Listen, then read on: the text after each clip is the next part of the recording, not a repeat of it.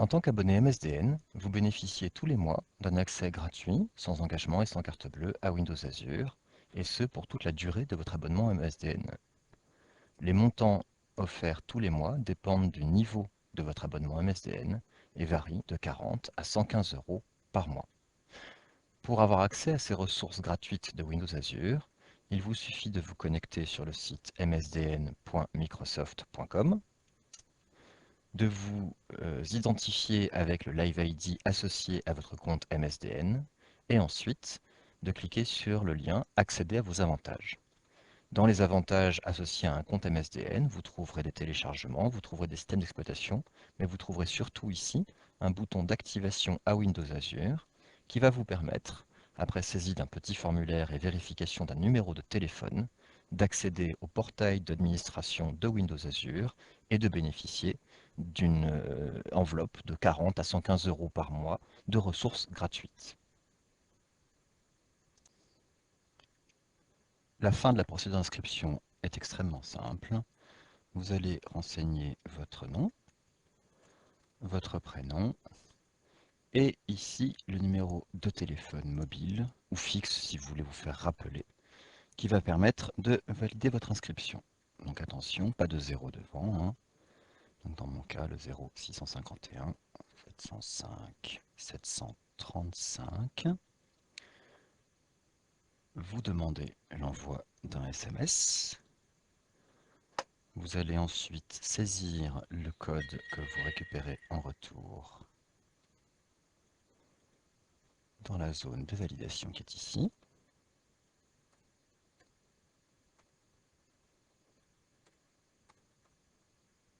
Et accepter les termes du contrat après l'avoir lu.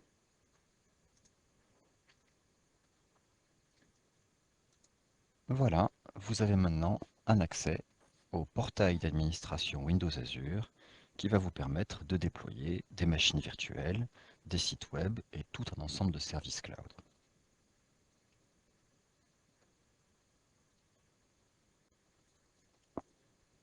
Cette page vous permet de suivre votre consommation et de voir les différents abonnements auxquels vous avez souscrit.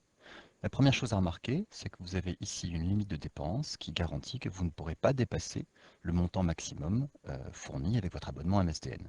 Vous pouvez, si vous le souhaitez, faire sauter cette limite de façon à être facturé pour les dépassements, mais du coup de ne pas avoir votre compte avec ses ressources coupées jusqu'à la fin du mois, puisque c'est ce qui se passe lorsque vous dépassez.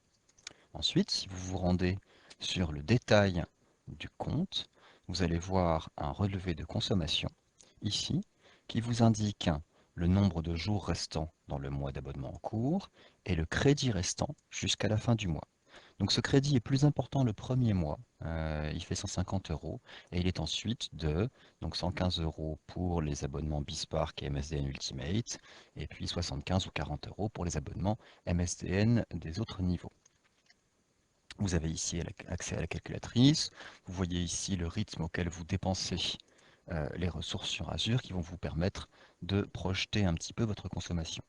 Cette partie-là, compte abonnement, est la zone qui vous permet de suivre votre consommation.